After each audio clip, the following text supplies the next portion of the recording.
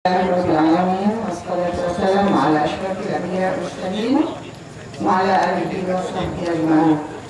Yang bersama saudara pengurusi majlis yang saya hormati, Datuk Sri Nizar, yang amat berhormat Datuk Sri Nizar, Menteri Besar Perak, ahli-ahli parlimen yang ada pada malam ini, tuan-tuan rumah yang menjadi tuan rumah kita juga pada malam ini, dan semua hadirin sekalian, terutamanya pengundi di kawasan Taman Eastern ini yang beberapa hari lagi akan memberi keputusan mereka sama ada mereka mahu bersama kita, bersama rakyat, kehendak rakyat. 8 ya, ini masuk yang ke-9 pilihan raya kecil semenjak pilihan raya kecil 12 hari itu. Inilah yang ke-9. Kita sudah dapat gol 7-1. Jadi besok pada 11 hari bulan ini dia akan menjadi 8-1. Jumlah di 9. Ya, 8-1. Jadi saya ingin mengajak terutamanya para pengundi wanita yang tak berapa nampak malam ini, harap akan disampaikan kepada mereka untuk semua keluar mengundi, untuk memberi sokongan yang padu kepada calon kita, saudara Zulkifli Umar, yang orangnya muda, tampan, kuat bekerja, berbanding dengan calon Barisan Nasional yang sudah lama menjadi Menteri Besar dan kemudian digantung 3 tahun atas isu politik wang, kemudian dikembalikan semula dalam sinar politik. Tuan-tuan dan puan-puan, hari ini Datuk Seri Najib di Paris semasa bercakap dengan penuntut-penuntut kita di sana mengatakan bahawa kita perlu memberi peluang kedua kepada Tan Sri Isar. Dia kata orang semua berbuat salah, dia kata jadi bagi peluang kedua kepadanya. Tetapi dia kata kenapa? Kerana kesalahan Tan Sri Isar hanya kesalahan teknikal.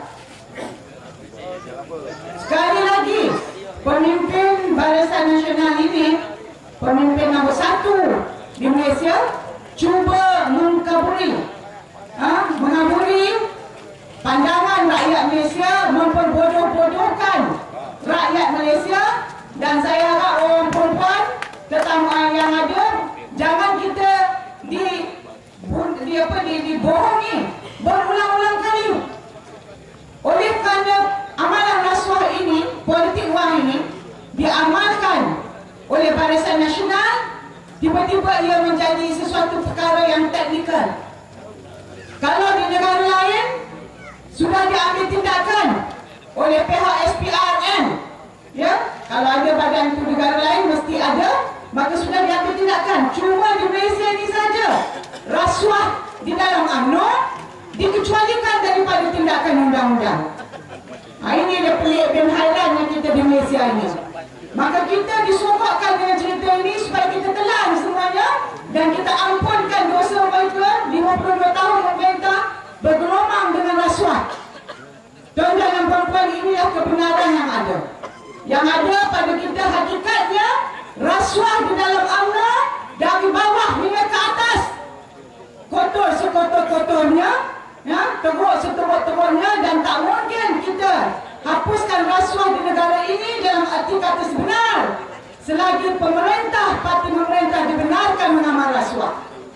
Apakah bezanya mengamal rasuah di dalam parti dan mengamal rasuah di luar parti? Kalau berani merasuah untuk mendapat jawatan di dalam parti, maka kita berani juga menerima rasuah atau memberi rasuah di luar parti dan untuk menjadi pemimpin negara. Itu sebabnya usaha bersungguh-sungguh. Tidak ada political will, kehendak politik, kemauan politik itu tidak ada di pihak kerajaan untuk menghapuskan rasuah. Baru-baru ini indeks rasuah dunia kita jatuh lagi, kalau tak silap saya nombor 46 daripada nombor 43. Semakin menurun indeks rasuah kita, seluruh dunia mengetahuinya. Tetapi orang Melayu kita terutamanya boleh terima lagi. Inilah yang sedih kita. Tuan-tuan, baru ini hari Jumaat yang lepas, siapa dengar radio, kerana kami orang perempuan tak pergi ke masjid, tak dengar lah teks ucapan khutbah, tapi saya berpeluang, alhamdulillah. Kali pertama saya dengar Tok Khatib baca mengenai rasuah. Kalau ini mesej yang diberi oleh Jabatan Agama Islam kita, Majlis Agama Islam Malaysia kita, yang kita tahu teks ucapan khutbah itu datang daripada pihak berkuasa, yang rasuah itu adalah haram.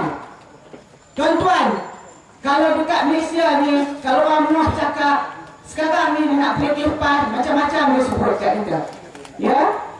Babi lah, isu arak lah, isu tu dan isu ni. Saya nak cuma cakap gini je lah. Bak isu, konon isu babi berapa ketika dahulu di negeri Selangor. Ya? Di mana kerajaan negeri Selangor bersetuju untuk meneruskan apa yang telah dipersetujui oleh Kerajaan Barisan Nasional untuk kita membuat pengurusan pembelaan babi ni secara penternakannya secara terurus, najisnya tidak pergi kepada parit dan tidak masuk kepada sungai dan tidak pergi ke alam sekitar. Penternakan yang terurus. Dah kisah kita ini lulus bela babi. Tadi Tuan Mahathir, kalau tuan-tuan tengok pergi kempen, dia mengatakan hempas tak percaya. Dulu babi haram, sekarang babi halal. Semenjak bila kita kata babi halal? Dia kata kalau boleh ternak babi, jadi orang Melayu pula boleh ternak dan boleh jual babi. Oh, ini dia kata orang PAS. Kalau orang PAS naik, hukum akan berubah. Hukum tak berubah. Dulu tak pernah timbul isu babi. Ternak babi tak pernah ada. Ternak orang Cina ternak lah, dia jual lah, dia ambil lah rezeki. Orang Islam tak boleh. Dalam hukum fiqh, satu perkara yang kita kena tahu, perkara yang haram, kita tak boleh bela.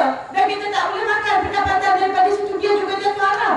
Di mana logiknya yang orang Melayu pula esok boleh bela babi? Ini menunjukkan kedangkalan mereka. Di dalam ilmu agama, kemudian nak memutabelikkan keadaan. Saya nak balik kepada isu babi.